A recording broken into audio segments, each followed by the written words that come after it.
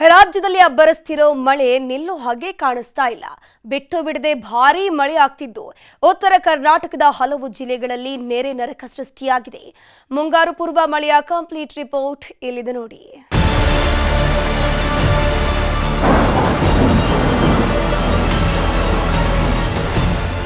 ಕರುನಾಡಲ್ಲಿ ಸುರಿತಾ ಇರೋ ಮುಂಗಾರು ಪೂರ್ವ ಮಳೆ ಸೃಷ್ಟಿಸ್ತಾ ಇರೋ ಅವಾಂತರಗಳು ಒಂದೆರಡಲ್ಲ. ದಿನದಿಂದ ದಿನಕ್ಕೆ ಮಳೆರಾಯನ ರೌದ್ರ ನರ್ತನ ಜೋರಾಗ್ತಾ ಇದ್ದು ಹತ್ತಾರು ಹಳ್ಳಿಗಳು ಮುಳುಗೇಳ್ತಿವೆ. ಕೆರೆ ಕಟ್ಟೆಗಳೆಲ್ಲ ತುಂಬಿ ತುಳುಕ್ತಾ ಇದ್ರೆ ಬೆಳೆಗಳು ಸರ್ವನಾಶವಾಗಿವೆ. ಜಸ್ಟ್ ಒಂದೇ ಒಂದು ವಾರ ಸುರಿದ ಮಳೆಗೆ ಅರ್ಧಕ್ಕರ್ಧ ರಾಜ್ಯವೇ ತೊಯ್ದು ತೊಪ್ಪೆಯಂತಾಗಿದೆ.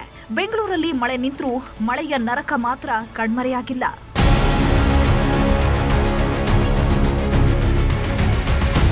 ರಾಜ್ಯದಲ್ಲೇ ಮಹಾಮಳೆ ಅಬ್ಬರಿಸಿ ಬೊಬ್ಬಿರಿತಾ ಇದೆ. ಮೂಲೆ ಮೂಲೆಯಲ್ಲಿ ಪೂರ್ವ ಮುಂಗಾರು ನರಕ ದರ್ಶನವಾಗ್ತಿದೆ. ಬೀದರ್ ಜಿಲ್ಲೆಯಲ್ಲೂ ಜನ ಅಕ್ಷರಶಃ ನಲುಗಿ ಹೋಗಿದ್ದಾರೆ. ಬಸವ ಕಲ್ಯಾಣ ತಾಲೂಕಿನಾದ್ಯಂತ ಮಳೆಯ ಆರ್ಭಟ ಜೋರಾಗಿದ್ದು ತಗ್ಗು ಪ್ರದೇಶದ ಮನೆಗಳಿಗೆ ನೀರು ನುಗ್ಗಿ ಜನಜೀವನ ಅಸ್ತವ್ಯಸ್ತವಾಗಿದೆ. ಮತ್ತೊಂದು ಕಡೆ ನೀರಿನ ರಭಸಕ್ಕೆ ಬಸವ ಕಲ್ಯಾಣ ಮಿರಕಲ್ ಮುಖ್ಯ ರಸ್ತೆ ಕೊಚ್ಚಿ ಹೋಗಿದೆ.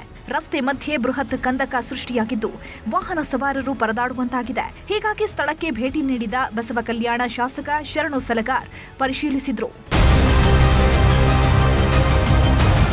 ಕಲಬುರಗಿ ಜಿಲ್ಲೆಯ ಚಿಂಚೋಳಿಯಲ್ಲಿ ತಡರಾತ್ರಿ ಬಿಟ್ಟು ಬಿಡದೆ ಸುರಿದ ಮಳೆಗೆ ಜನ ತತ್ತರಿಸಿ ಹೋಗಿದ್ದಾರೆ. ಹಳ್ಳ ಕೊಳ್ಳಗಳು ತುಂಬಿ ಹರಿದಿದ್ದು ಮನೆಗಳಿಗೆಲ್ಲ ನೀರು ನುಗ್ಗಿದೆ. ಹೀಗಾಗಿ ದಿನಸಿ ವಸ್ತುಗಳೆಲ್ಲ ನೀರು ಪಾಲಾಗಿವೆ.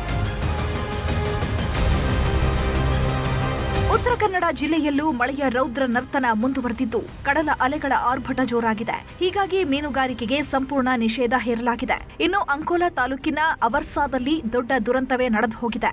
ಕಟ್ಟಾಗಿ ಬಿದ್ದಿದ್ದ ವಿದ್ಯುತ್ ತಂತಿ ತಗುಲಿ ಮಹಂತೇಶ್ ಖಾರ್ವಿ ಎಂಬಾತ ಸಾವನ್ನಪ್ಪಿದ್ದಾನೆ. ಇನ್ನು ಹುಬ್ಬಳ್ಳಿಯಲ್ಲಿ ನಿರಂತರವಾಗಿ ಸುರಿತಾ ಇರೋ ಮಳೆಯಿಂದಾಗಿ ಉಣಕಲ್ ಕೆರೆ ತುಂಬಿ ಹರಿತಾ ಇದ್ದು ಕೋಡಿ ಬಿದ್ದಿದೆ.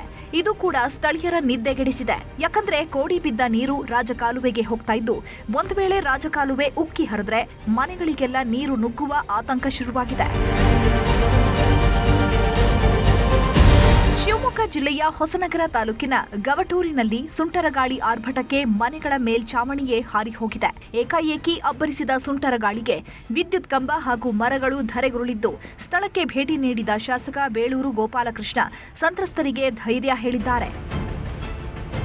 ಕಳೆದ 3-4 ದಿನಗಳ ಕಾಲ ಬೆಂಗಳೂರಲ್ಲಿ ಅಬ್ಬರಿಸಿದ ಮಳೆರಾಯ ಕೊಂಚ ತಣ್ಣಗಾಗಿದ್ದಾನೆ. ಆದರೆ ಮಳೆಯ ಅವಾಂತರಗಳು ಮಾತ್ರ ಜನರಿಗೆ ನರಕ ತೋರಿಸುತ್ತಿದೆ.